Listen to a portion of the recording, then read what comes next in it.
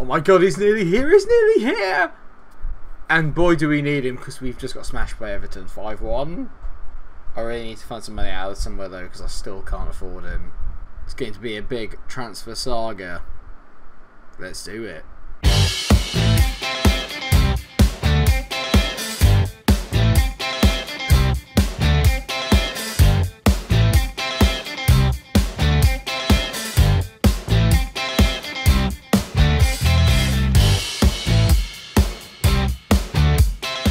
So, yeah, we lost 5-1. We were 4-0 down at half time, so we drew the second half, which is good. Actually, that's a lie. It was 4-1 at half time, so it was 1-0 in the second half, so we didn't win either half. It just wasn't good. It wasn't good. It was not a good day at the office. And to be fair, neither was the game before that, because we lost to bottom place Bristol City. Or bottom then, they're not bottom now, and that's because that's Burnley and we're playing them today. It's not been great, shall we say. Before that, actually, it was very good. We beat Bournemouth, we drew in Burnley, drew in with Arsenal, and beat Shrewsbury in the FA Cup third round, so things were going okay, and then that happened. Close the window, stop the sound of drilling outside. Oi, oi. On the flip side, though, Igor Thompson, he could be here. We could possibly get him, although I don't have enough money right now. I have sold Ben Wilmot for a whopping £5.5 million, and also Anthony Martial is leaving, but unfortunately I didn't realise he's only got 6 months left on his contract, so he's going to be leaving us at the end of the season. So that leaves me with 5.8 million and 143k in the wage budget. Igor Thompson's going to have 73k a week, which means that I can half the wage budget, but I still probably won't have enough money. The only other thing that is going on is that I am looking to sell Antero Barros. That will free up another 25 grand of wages, and we will also get another £4 million from it. Whether that's going to be enough for me to be able to afford Igor Thompson, I don't know. So I'm going to try and interact and sweet talk the board. Let's give it a go. I had a feeling that might happen. Igor Thompson would cost far too much for this club to afford. This might have to wait till the summer. I just don't want to miss out on him. I can't afford to miss out. He is a game changer, an absolute game changer, or in this case, a save changer. In all the midst of the excitement, I've not even said what the games are today. So we're playing Tottenham away to start with, and they're currently in 6th. And their manager is a chap called Ben Wilkinson, who was reserve assistant manager at at Manchester City at the start of the save. They went on to manage Leeds, Bristol City, and now and Newcastle, and now Tottenham. So obviously there's a lot of faith in the young man. He's got very good attributes for one, but not a player I'm very aware of. He's 41 years old as well, so he's only going to get better as a manager. To be fair, in this save, he's actually around about the same age as me. That's depressing. Spurs have an excellent team, we know this, and we've never beaten them in the save yet, so I can't really see today changing much, mainly because our main man, Mariba, is out for another 11 days, and it's no coincidence that our poor turn in form has coincided with him not being in the team. You can tell that the only person that's been in any kind of decent form recently is Naldo. Other than that, everyone's been pretty poor, especially Sami Medri, which is very disappointing. So I'm going to criticise him and say, come on mate, pick your form up. You need to start playing better. And he accepts that, which is good. That is half the battle. So I should really be thinking about the game, but to be fair, all I'm thinking about at the moment is how in the hell I'm going to sign Igor Thompson. That's all I'm thinking, is who can I get rid of, who can I sell, who can I move on. Ow! Well, that's not gone very well, viewers. I have an ulcer, and it was really hurting this, so I didn't speak for a minute, and we've just scored as Kovacic heads in a Naldo free kick, as Naldo racks up yet another assist, and we're 1-0 up. Oh, at the new White Hart Lane within the first 3 minutes, which is amazing, but my mouth now really hurts, which is not ideal when you're recording / commentating. As Mills into Naldo, we're going in such for a second here. That looked like a handball. Medri tees it. Cambridge Hostler, it's in, is it? Is that 2? You can't tell me that's going to be denied. It's not. It's just it's not coming up the top. But Cambridge Hostler scored with 2-0 up within 7 minutes. What is happening? It's absolute carnage. Medri stands a brilliant ball up, and Cambridge Hostler just taps it in. I mean, it's insane. I don't know what's happening. I'm just... Oh, God. It's too early for this.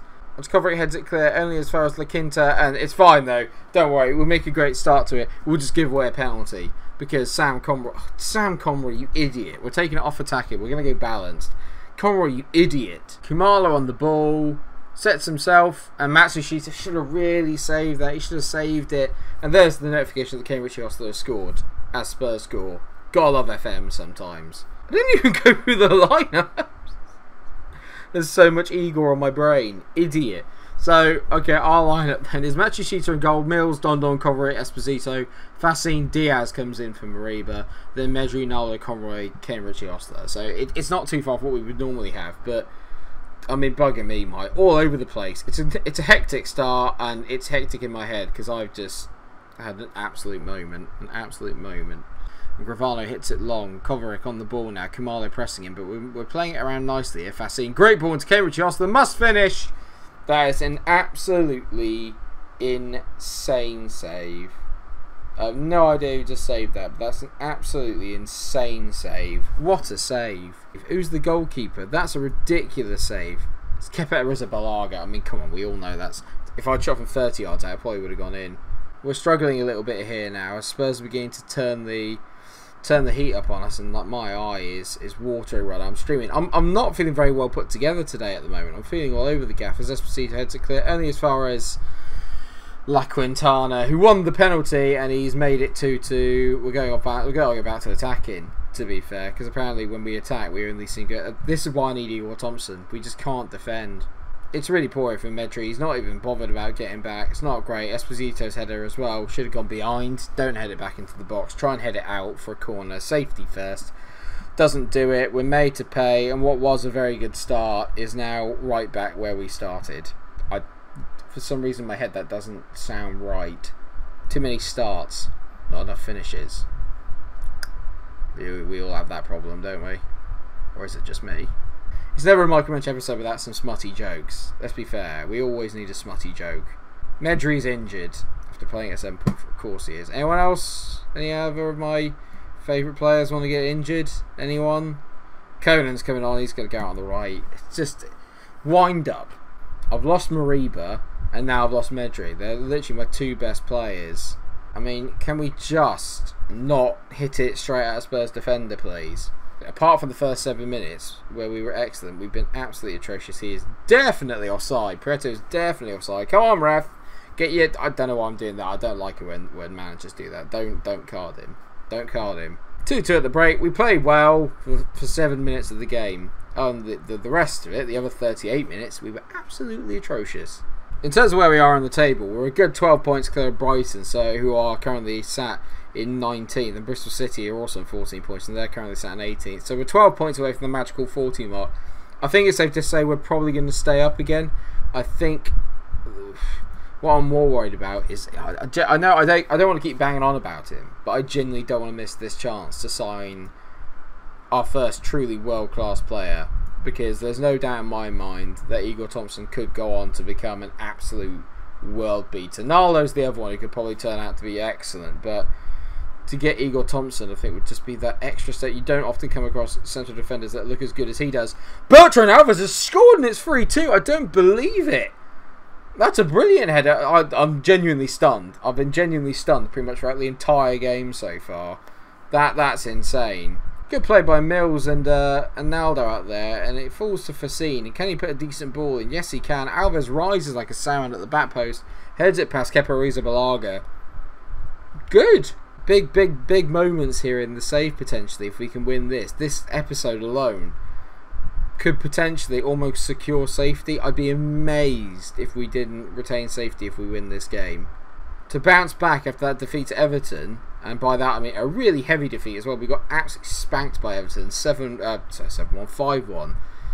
To have done that and to come back and beat Spurs at their gaff would be absolutely amazing and a testament to the boys. And so far, just injury time's ticking away. We've just done a job on them. We look so much better defensively when I'm on attacking rather than balanced. It makes no sense, but I think we've done it, and we have. A 3-2 win. The only highlight of the second half of Bertrand Alvarez header. Insane. What a game. I'm going to passionately say, well done, boys. That was really special. No one gave us a chance. I didn't give us a chance. That was incredible. What a performance. And you can guarantee that the boys are going to get some time off after that as well. So let's just go rest for 2 days. They get 2 days rest after that. We've had a lot of games back to back. Medri is only out for 1 to 2 days, so hopefully he'll be available for the Burnley game. Brilliant. That's insane. It just goes to show I can't get rid of Kane Richie Hostler. I can't afford to lose him.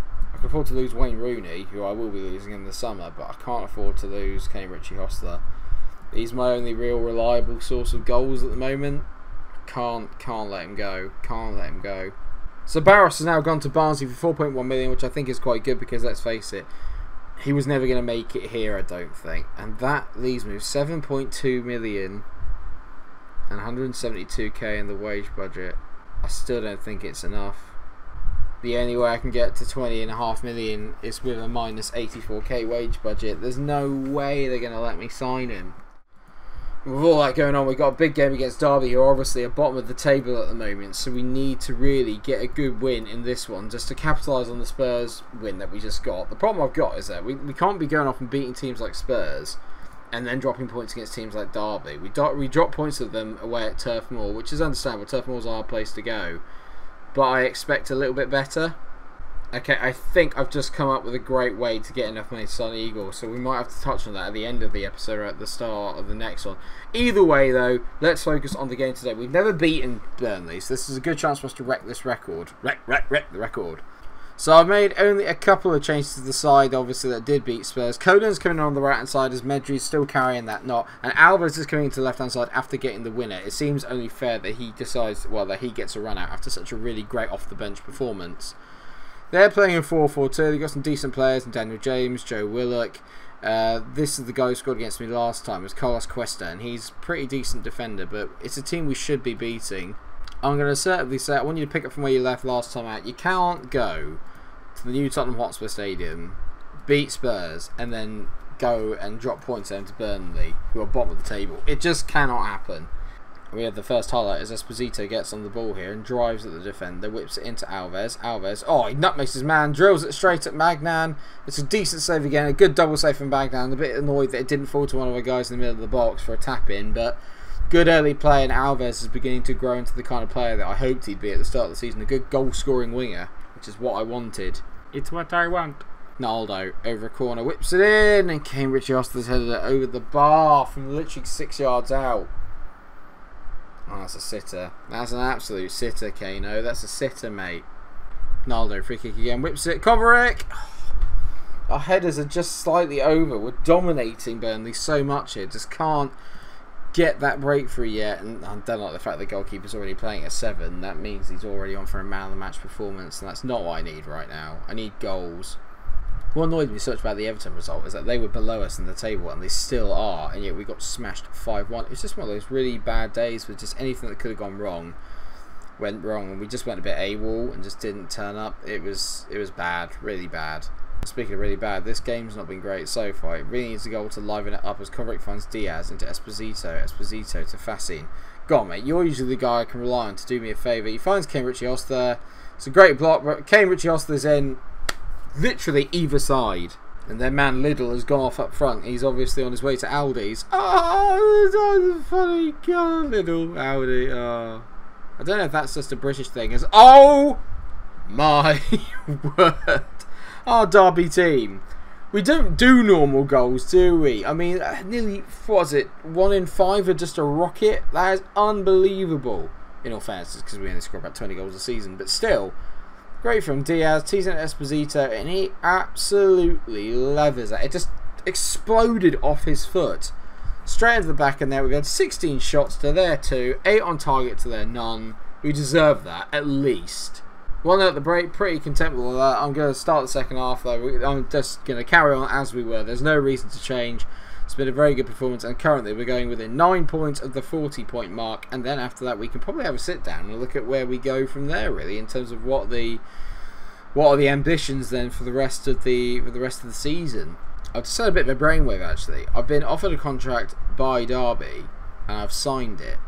So the idea is for me to stay for a few more years.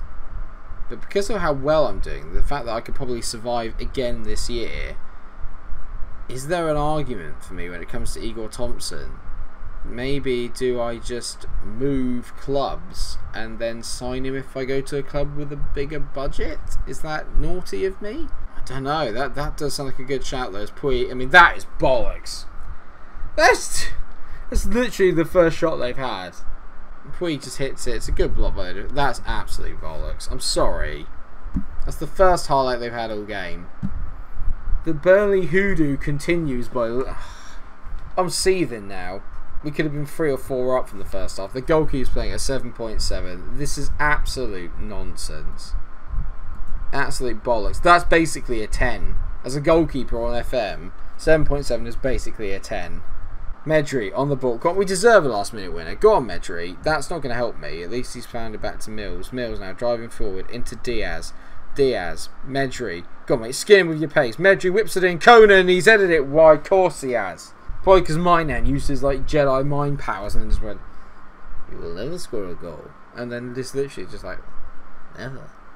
Don't try it, Conan. I have the high ground. There are no words. That's absolute bollocks.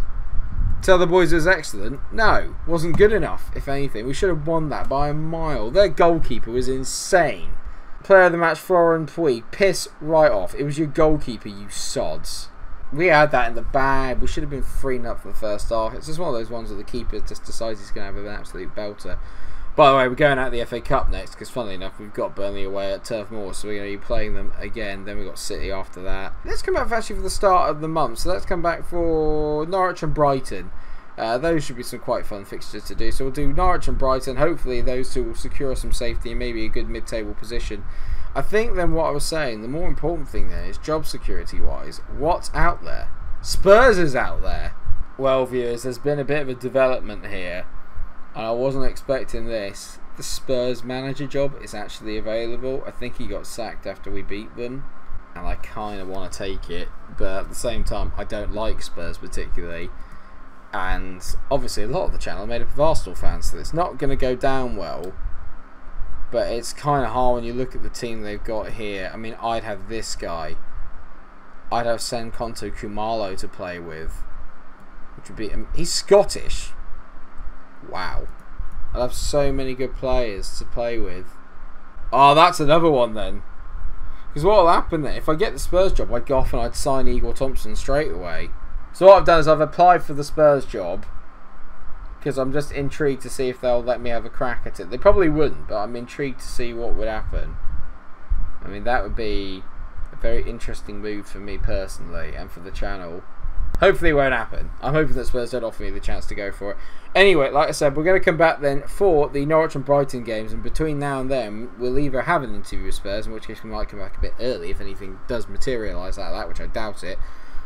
And we also might have Igor Thompson in, depending on how the rest of my transfer window goes. It's all going to be incredibly exciting. Thank you so much for watching the episode. I hope that you've enjoyed it. Of course, if you have, you know what to do. Drop a like on the video, share, subscribe, and make sure you come back for tomorrow's episode, as well as all the rest of the stuff on the channel. And follow me on Twitch, because I'm twitching and streaming quite a lot now. I'm really enjoying it. We've got to save for the Ajax, so I hope that maybe you can join me there at 9 PM Tuesday, Wednesday, Thursday. Very, very exciting. Thank you very much, everyone. Take care of yourselves, and until I see you for the next episode of my FM20 TYC save. Stay cool. Ooh, developments.